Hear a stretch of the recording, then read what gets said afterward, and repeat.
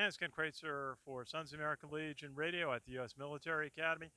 Summer Training Day, we got a chance to talk with one of the officers supervising summer training, and that is Colonel Matt Rogers, who's a professor instructor here at West Point. Colonel, good to see you. It's been a great day watching the training. What is it like for you watching all of this activity and training that's going on? I tell you what, one of the greatest things that brings me back to 26 years ago when I was going through this. To be part of this, my day job is to teach calculus. I teach MA 104, which is our single variable calculus that everyone has to take. And during the summer, we get to do some of the military details. So my military detail this summer is being the commander of Beast, the officer commander of Beast here. I'm working with Cadet Evan Walker as the regimental commander for the cadet basic training. Yes, we just had a chance to chat with Cadet Walker. Very impressive. Tell us, obviously, it's unprecedented this year with what you've had to do to keep everyone safe, but continue training during COVID.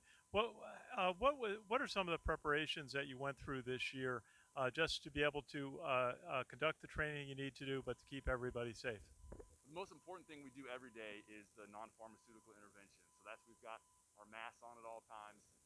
We're cleaning off all surfaces that we've touched, and we're keeping our distance from each other. So that's an everyday thing. Prior to coming in, we ensured any new cadet who was coming in, they had a 14 days where they were doing a survey and getting their temperature checked.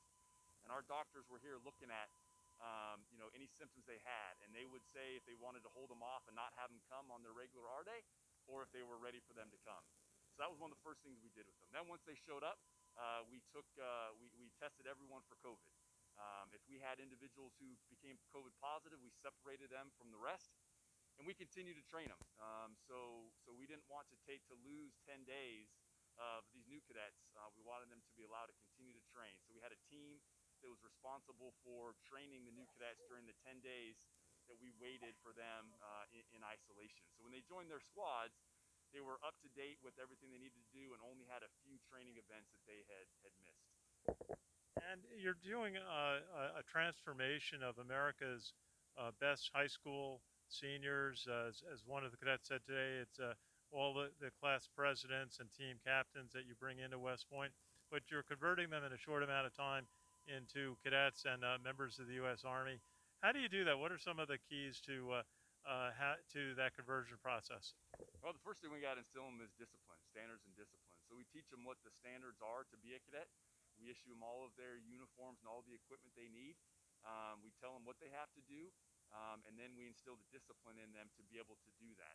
And just as you said, both as a cadet and as a soldier. So we focus on the cadet part initially. We get them drilling. We get them making sure they can wear their uniforms correctly. We get them so they can understand attention to detail and keeping their rooms clean and inspectable. And then we focus on getting them out here in the military, and we get them holding their rifles. We get them doing training out here, and you just saw hand grenade today as just one of the training events that we do for them. And you bring in the upperclassmen to take on levels of responsibility, such as Cadet Walker you mentioned. How does that process work, and how does it affect their growth as cadets and future officers?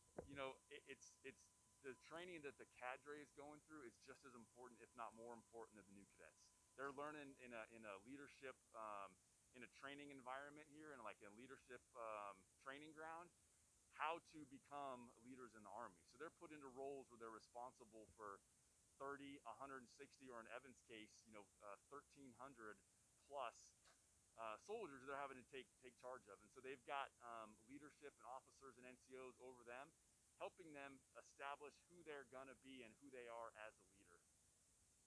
And you're an instructor here at West Point. You said you teach different math courses. We've been talking to professors at different schools about the importance of STEM education. You're obviously covering the M in STEM. Why is that important to the Army that you have cadets and future officers that are very conversant in math and other STEM disciplines?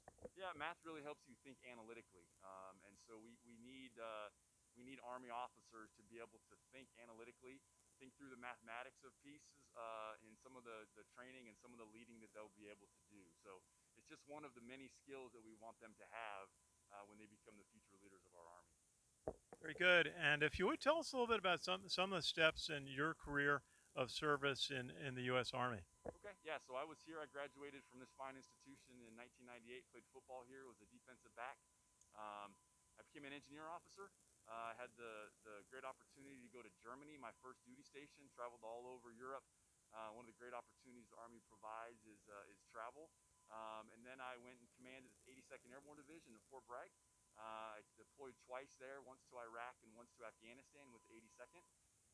Then I decided I wanted to come back and teach. So I got my master's at Arizona State, and then came back here to teach mathematics about 10 years ago.